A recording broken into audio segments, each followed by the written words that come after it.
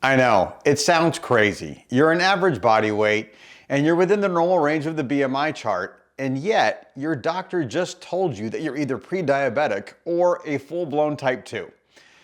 And now you're asking yourself, how is this even possible? Here we go.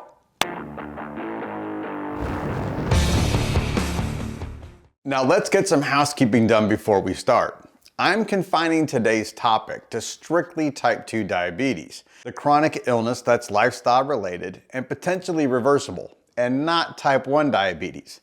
So if you've been recently diagnosed as a type 1 diabetic, I would suggest you head over to beyondtype1.org, the organization co-founded by Joe Jonas, and that will be an absolute beast of a resource for you as you move forward with managing your disease.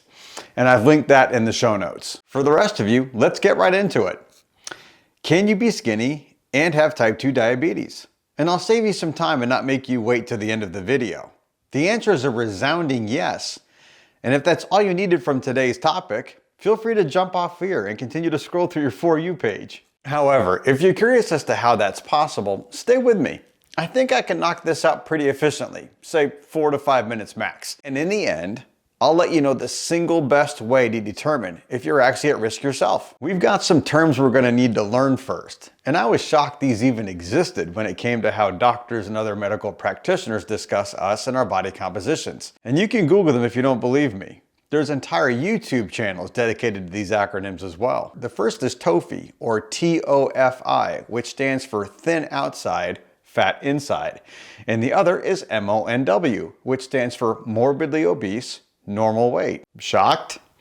I was too. But we actually use another term pretty regularly that sums up those rather cruel sounding acronyms I just described. And that term is skinny fat, which also has a couple of derivatives that have become popular in the past few years. Let me know if you've heard these two before. How about dad bod and mom bod? Now, all these terms basically imply is a person with an average figure that may be soft or somewhat pudgy around the waistline, which is usually a sign of domestic bliss or a hectic work-life balance in a growing family, etc. Which I 100% understand. I mean, after all, my wife and I are working to raise our own blended family of 6 fully grown human beings, as well as working to run our not-so-small business. And those body types are normally just fine from a health standpoint, even if the people walking around in them typically talk about wanting to lose a few pounds or maybe getting on a more consistent exercise routine. But then that annual physical happens, and what was once just an average part of life has now become a threat, not only to your comfortable lifestyle, but also to your long-term health. And that's when you're told that you're either pre-diabetic or potentially a type 2.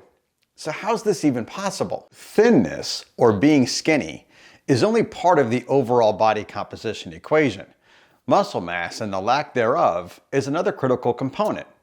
So let's say that you're a 5'10", 185 to 220 pound male, and your body fat percentage is in the mid to high 30% range.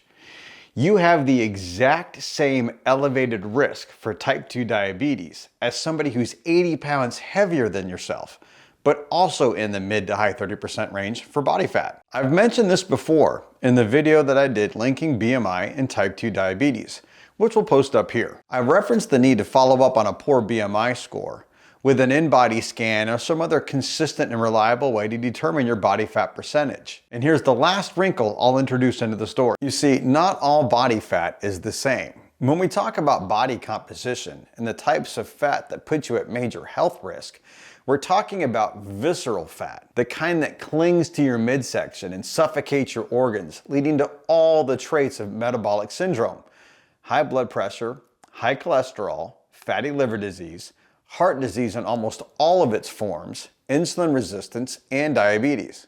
When we collectively talk about losing weight or getting in shape, for the most part, we're all talking about this area of the body. And I promised you a way to determine if you're at risk, and here it is. An in-body scan, available at many gyms and some supplement stores across the United States, will give you a good, not great, perspective on your level of visceral fat. The best option? Get a DEXA scan done. The 5-minute minimal exposure scan is the best way to get a very accurate measurement of your muscle mass, your bone density, your percentage of body fat, and most importantly, an actual measurement of your exact amount of visceral fat. Now, they do cost $90 each and they are not covered by insurance, but I've linked them in the show notes. And no, I am not sponsored by DEXA, neither am I an affiliate, but I am committed to making sure that I give you the best tools for managing your health. And for me, this is one of the best. I hope that's answered the question for you on how you can be skinny or thin and very much at risk for type 2 diabetes.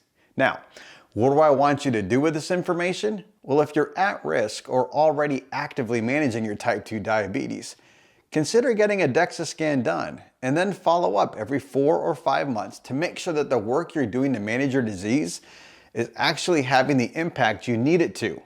After all, if you can measure it, you can control it. And if you know of someone who could benefit from learning this, by all means, share the video with them. And please continue to help this channel grow by liking the video, subscribe if you haven't already, and then comment below on one thing you learned today that you just didn't expect to.